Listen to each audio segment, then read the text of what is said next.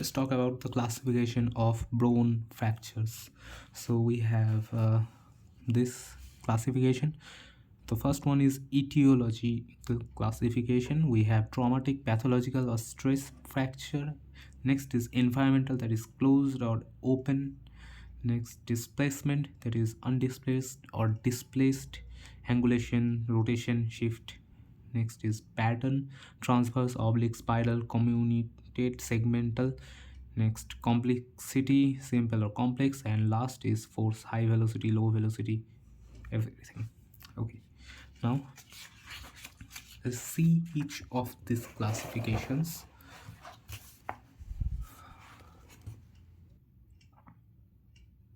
So in traumatic fracture, we have what? RTA, road traffic accidents, and next is pathological, where bones are weakened due to underlying disease like osteoporosis.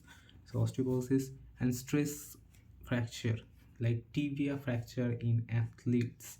Here, the patient comes with pain, and the initial X-ray may not be visible. Okay, next is high velocity versus low velocity injury. In high velocity, that is car crashes, we have pelvic fracture. In these cases, a severe trauma along with soft tissue, the significant soft tissue damage is seen. Next is low velocity injury like wrist fracture from falls. Here, even though the low velocity, it breaks. So it happens mostly in the elderly persons or osteoporotic people. Here, these fractures are simple and heal predictably. Next is classification based on displacement, undisplaced fracture or displaced fracture. That means shift, angulation, rotation. Next is based on the relationship with the external environment, that is closed fracture, that is with intact skin, meaning no communication with the external environment like femur after a fall. And open fracture is open tibial fracture from trauma, car crash, RTA, simple RTA. Now we have subtypes of open fracture. Here skin and soft tissue are breached. Here internally open, externally open. That means internally open means here is the bone, here is the skin, and it internally breaks the skin. Externally open means outside force breaks the skin and makes the fracture. That's it. Next is based on the fracture pattern. We have these patterns, that is transverse, oblique, spiral, communicated, commuted, and segmental. Last one is complexity, that is a simple fracture, bone breaks into two pieces making it easier to treat, and complex fracture into multiple fragments গুঁড়ো গুঁড়ো করে দিয়েছে, that is comminuted tibial fracture. Okay. Next we have some name fractures like Cooley's fracture happens when the hand feels like this. Next is Smith's fracture when the hand feels like this. Then Monteggia fracture, the ulna, Galeazzi fracture, and Jefferson's fracture. Let's talk about the healing of fracture. It is same as soft tissue, but there is a difference that in bone healing results in mineralized mesenchymal tissues, that is actually ultimately bones. Once a fracture occurs, the healing process initiates immediately and progresses through a series of distinct stages outlined below. The stages are hematoma formation, granuloma tissue, then callus formation, remodeling, and modeling after many years. In hematoma formation, start. The hematoma formation happens because of the blood vessels. Okay, and here happens ischemic necrosis. Due to ischemic necrosis, due to absence of blood where what happens, osteoclast clast diets. Okay, whereas the precursor cells are sensitized to differentiate into daughter cells. Next is granulation tissue occurs. The precursor cells are differentiated into osteoblast, vascular endothelial cells, and fibroblast. A soft granulation tissue forms which anchors the fracture fragments. Blood clot is replaced with fibrous mesh, allowing capillary growth. Here, a mesh will be formed instead of a clot. Next is callus formation. Here we can see a hematoma first formed, then we have new blood vessels and formation of granulation tissue. Then we have bony callus of spongy bone.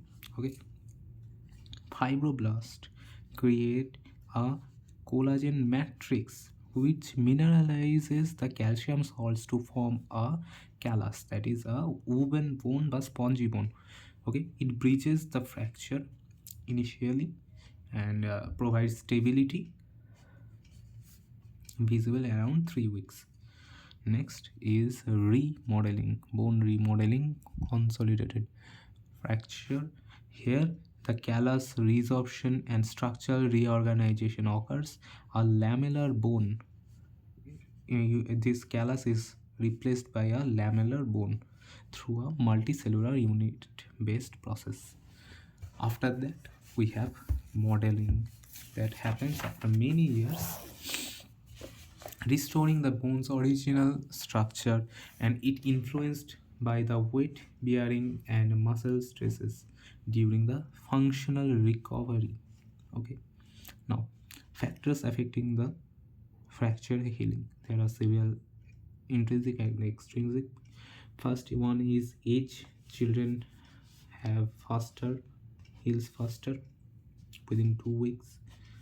The callus forms within 2 weeks, whereas adults take double time. Type of bone. Cancellous bones heal faster than cortical bones due to their greater vascular supply. Flat bones are faster than long bones. Okay, these are faster. Next, fracture pattern. The spiral fractures heal faster, whereas community fractures, that means গুঁড়ো গুঁড়ো যারা হয়ে গেছে, they are slower.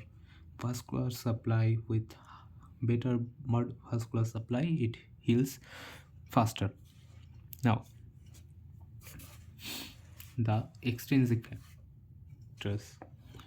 First one is reduction quality. কেমন treatment হয়েছে? Proper alignment ensures contact between the fracture fragments and promotes faster healing. Okay, proper alignment is necessary. Immobilization is necessary. Compression is better.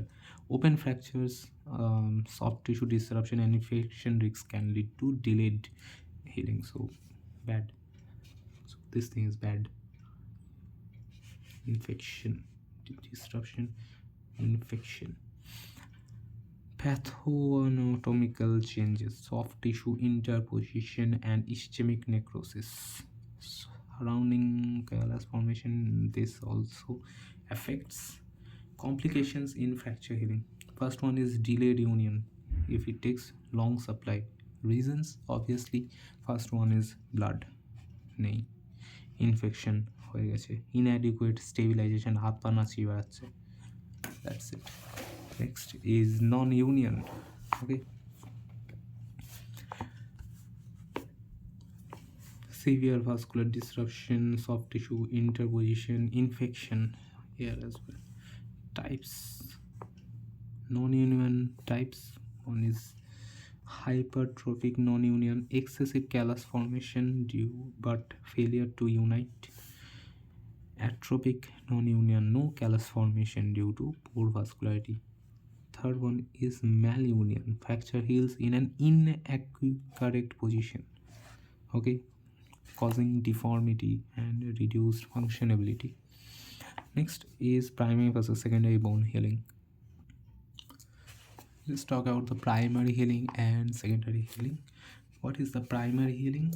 When the bone fractures are precisely aligned and rigidly fixed, such as with compression plating, allowing direct remodeling without callus formation.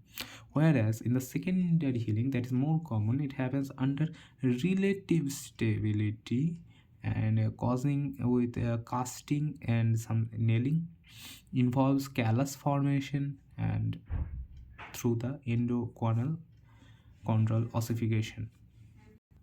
So, primary healing requires direct cortical contact, and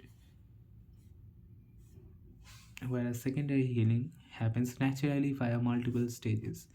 Here is no callus formation happens. Obviously, here callus formation takes place.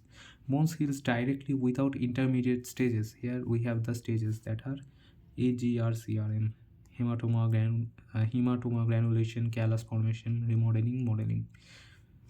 Next is operative fixation with rigid stabilization occurs. Here is non-operative treatment or minimal fixation is done.